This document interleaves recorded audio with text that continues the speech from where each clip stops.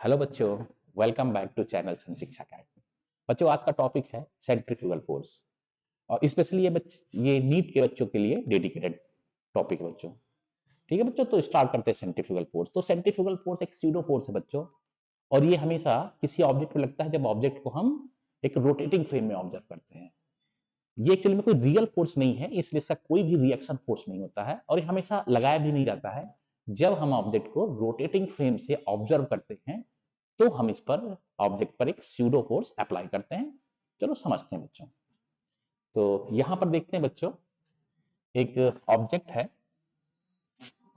एक ऑब्जेक्ट है जो एक सर्कुलर मोशन कर रहा है और जिसका मास m है, और r रेडियस में ये सर्कुलर मोशन कर रहा है, r रेडियस में। तो बच्चों, हम जानते हैं कि जो है, अगर कोई भी ऑब्जेक्ट है सर्कुलर मोशन कर रहा है तो उस पर एक सेंट्रीपिटल एक्सेलरेशन होता है और टुवर्ड्स सेंटर होता है, that is the centripetal acceleration. और हम जब इस रोटेटिंग फ्रेम में यानी एक एक्सिलरेटेड फ्रेम में इसको ऑब्जर्व करेंगे तो कहीं ना कहीं हमें ऑब्जेक्ट पर एक स्यूडो फोर्स लगाना होता है। और स्यूडो फोर्स जो होता है बच्चों, वो एक्सेलरेशन के अपोजिट डायरेक्शन में होता है, और कितना होता है, मास टाइम्स एक्सेलरेशन। तो यहाँ बच्चों, अगर हम इसको, इस ऑब्जर्वर है जो एक सेंटर है, जिसके रोटेटिंग फ्रेम में के सेंटर में ऑब्जर्वर बैठ जाता है, और तब ये ऑब्जर्वर इस ऑब्जेक्ट को देखता है, तो हम लगाते हैं ऑब्जेक्ट पर सेंट्रीफ्यूगल फोर्स। कितना लगता है बच्चों सेंट्रीफ्यूगल फोर्स? तो सेंट्रीफ्यूगल फोर्स जो होता है बच्चों, रेडियली आउटवर्ड डायरेक्शन में होता है, और होता है हमेशा m omega square into r, जिस रेडियस में घूम रहा है।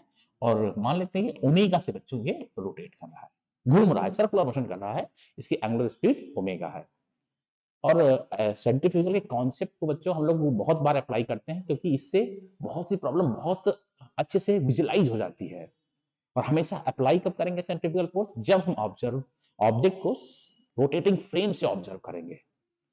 देखते हैं, एक एग्जांपल देखते हैं और समझते हैं बच्चों। सेंट्रीफ्यूगल फोर्स होता कितना है? m ओमेगा स्क्वायर आर, या कह सकते हैं हम लोग m v square by r, क्योंकि ओमेगा होता है v बाई आर। ठीक है बच्चों, और इसका कभी हम एक रिएक्शन फोर्स नहीं लेंगे। तो एग्जांपल लेते हैं बच्चों, समझते हैं। कहते हैं कि आ, एक ब्लॉक है जिसका मास m है, एक रस्सी से अटैच है, और दूसरा ब्लॉक भी अटैच है, that is also mass m।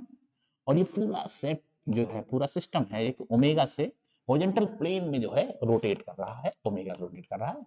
और हमें फाइंड करना है, find the tension in both string. That is, अगर ये स्ट्रिंग है तो इसमें हम टेंशन T1 मान सकते हैं बच्चों, और इस स्ट्रिंग में टेंशन हम लोग T2 मान सकते हैं।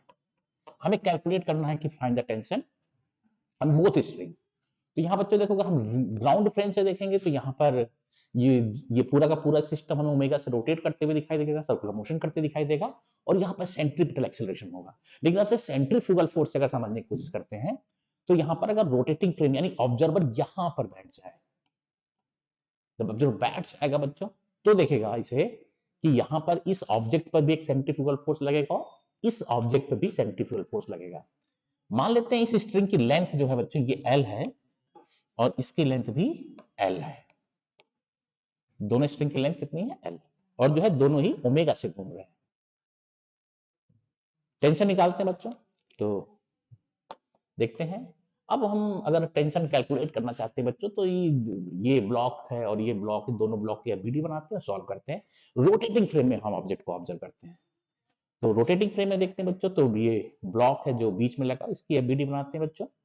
तो यहाँ पर एक ब्लॉक है, यहाँ पर टेंशन में रियल फोर्स है, वो तो लगेगा ही बच्चों, T1, this is also T2।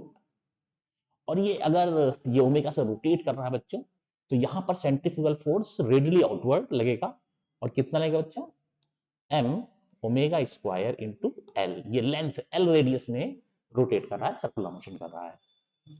ठीक, बाकी वर्टिकल फोर्स हमें देखने की जरूरत नहीं बच्चों, क्योंकि यहाँ पर, और हाँ, इस फ्रेम में अगर ये ऑब्जर्वर है और इस ऑब्जेक्ट को देख रहा है, तो ये रोटेटिंग फ्रेम में है, तो ये भी इस ओमेगा से घूम रहा है, उसके एक्सिस में बैठा हुआ है, घूम रहा है ये ऑब्जर्वर भी, तो इसकी इस ऑब्जर्वर के रिस्पेक्ट में ये ब्लॉक रेस्ट पर होगा।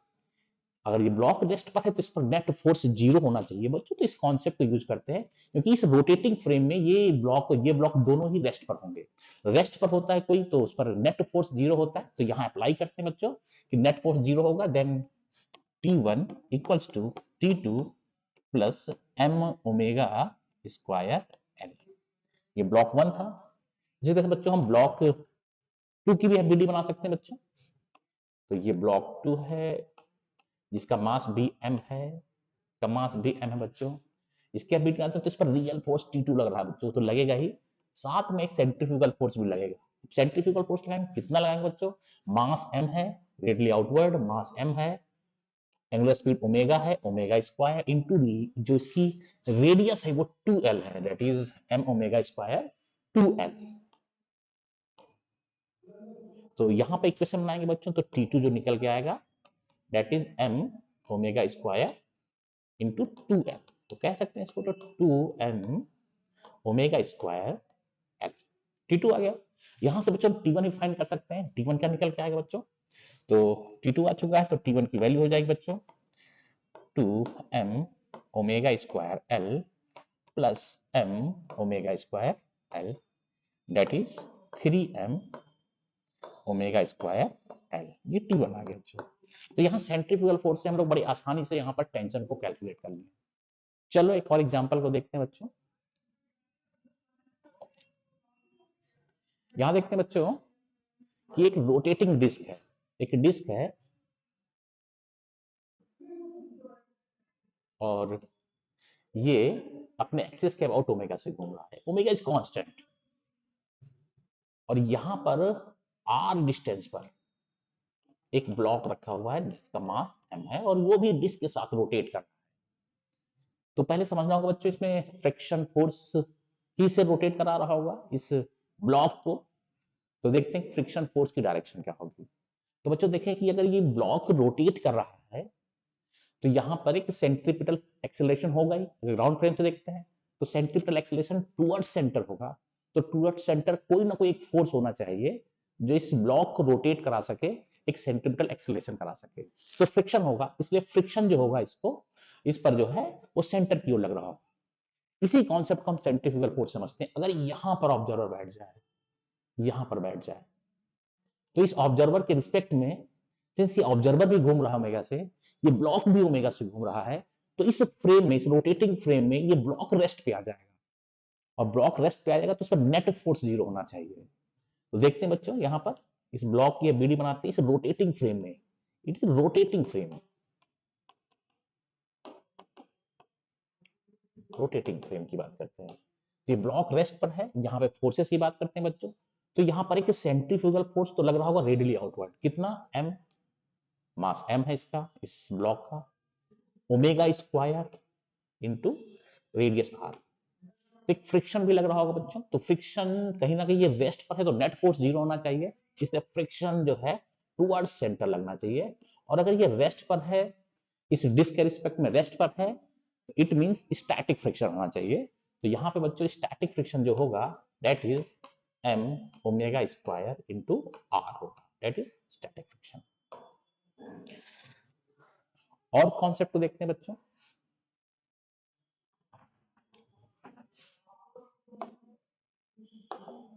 यहां पर देखते हैं बच्चों एक स्ट्रिंग है, एक ब्लॉक है, इसका मास m है, और ये l लेंथ की स्ट्रिंग है, और ये स्ट्रिंग बच्चों एक v से सर्कुलर मोशन कर रहा है। इस पॉइंट पर वेलोसिटी v नॉट है और इससे इस तरह का ये सर्कुलर मोशन करेगा। जब मैं लोअर पोजीशन पे था जहां वेलोसिटी v नॉट है, यहां पे हमें निकालना है इसका टेंशन कितना होगा स्ट्रिंग पे, t कितना होगा। कैसे कैलकुलेट करेंगे बच्चों? तो हम इस रोटेटिंग फ्रेम पे बैठ जाए, यानी कि जिस सेंटर के अबाउट ये ब्लॉक रोटेट कर रहा है, अगर हम वहीं से देखते हैं, इस रोटेटिंग फ्रेम से इस ऑब्जेक्ट को ऑब्जर्व करते हैं, तो जैसे जैसे ये ब्लॉक रोटेट करेगा, सर्कुलर मोशन करेगा, वैसे यहाँ ऑब्जर्वर भी घूम रहा होगा। तो इस ऑब्जर्वर के रिस्पेक्ट में हमेशा ब्लॉक जो है, ये बॉब जो है हमेशा उसी एक लाइन पे दिखाई देगा, इसलिए रेस्ट पे ये रहेगा। तो इसके रिस्पेक्ट में ये रेस्ट पर रहेगा, और रेस्ट पर रहेगा तो इस पर नेट फोर्स 0 होना चाहिए। तो रोटेटिंग फ्रेम से देखते हैं बच्चों, अगर हम लोग रोटेटिंग फ्रेम्स देखते हैं, इन रोटेटिंग फ्रेम इस ब्लॉक को देखते हैं हम लोग, तो ये रहा आपका बॉब, मास mg नीचे होगा, टेंशन T ऊपर होगा, और साथ में अगर हम इस रोटेटिंग फ्रेम में तो एक सेंट्रीफ्यूगल फोर्स लगाएंगे और रेडली आउटवर्ड इस डायरेक्शन में कितना m ओमेगा स्क्वायर, तो ओमेगा तो नहीं पता हम लोग, v पता है, तो हम लिख सकते हैं m v not square upon l, that is also centrifugal force. तो यहाँ पर टेंशन जो होगा बच्चों ये हो जाएगा आपका mg plus mv not square by that is tension. तो इस तरह से बच्चों हम लोग सेंट्रीफ्यूगल फोर्स अप्लाई करके प्रॉब्लम्स को इजीली सॉल्व कर सकते हैं, विजुअलाइज कर सकते हैं। ओके बच्चों, नेक्स्ट में मिलते हैं। Thank you.